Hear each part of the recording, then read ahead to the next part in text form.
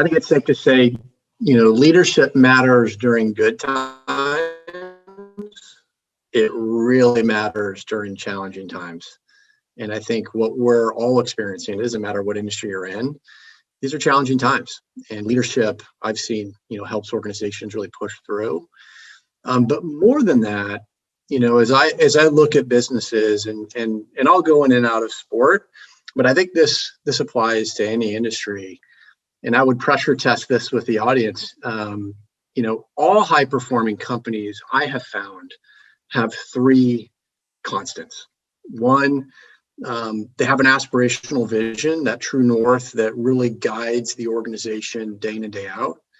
Two, every high performing company has an industry leading product or service. If your product is subpar, it doesn't matter the marketing muscle that you put behind it. It's really tough to sustain success. And then lastly, what I oftentimes consider the most important, every high performing company has incredible rock star talent. People waking up thinking about the business, which is so critically important, and it's even more so now.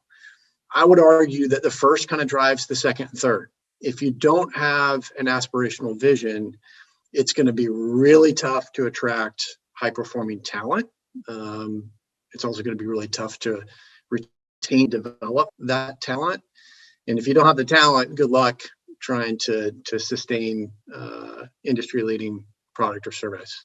So in my career, I've been very, very fortunate to have aligned with organizations that have aspirational visions that really set the course and provide that true north.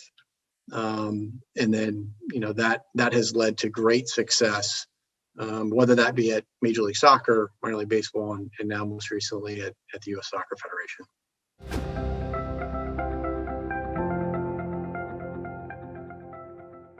I think diversity of thought to me is about perspective. And I learned very early on in my career that I wasn't always going to be the smartest person in the room. And after I got over that shocker, I was okay with that, because I knew that while I may not always be the smartest person in the room, my ability to attract individuals from a myriad of backgrounds that bring diversity of thought with them, it's the collection of that outside perspective that I have found that wins the day.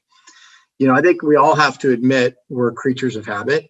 And so when building your team, I have found it's really important to really intentionally lean in to recognize that when I'm hiring, I'm not hiring Dave Wright. I've got Dave Wright covered last time I checked.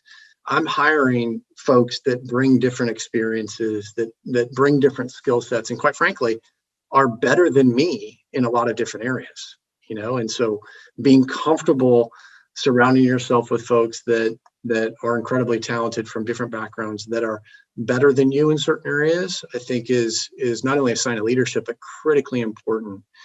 In 2020, you can't all think alike.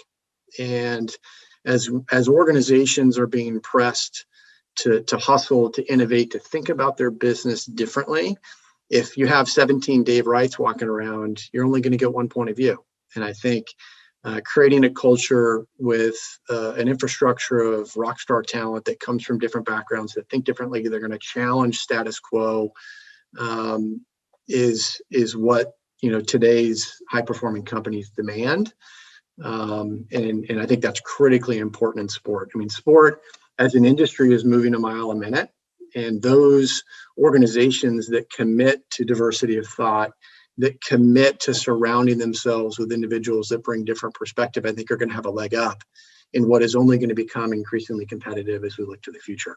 When I recruit and build out teams, I oftentimes focus on the intangibles, those things you can't teach, and while there are certain positions, depending on the industry, that require a certain skill set or require a certain experience, I have found that for the most part, it's those intangibles, those things you can't teach, that you may not see on a resume, that if you can get that right,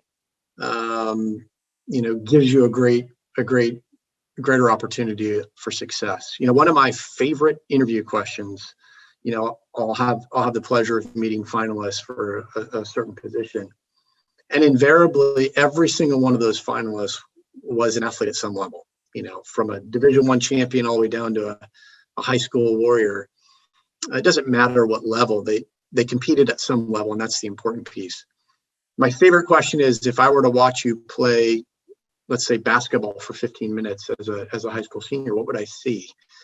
And it's really interesting to hear that individual talk about themselves as an athlete, how they would describe themselves. Are they a leader? Do they pick their teammates up? Are they the player that dives for the ball going out of bounds? Did they lead their team in rebounds? Were they always someone that wanted the ball at the end of the game? Whatever it may be.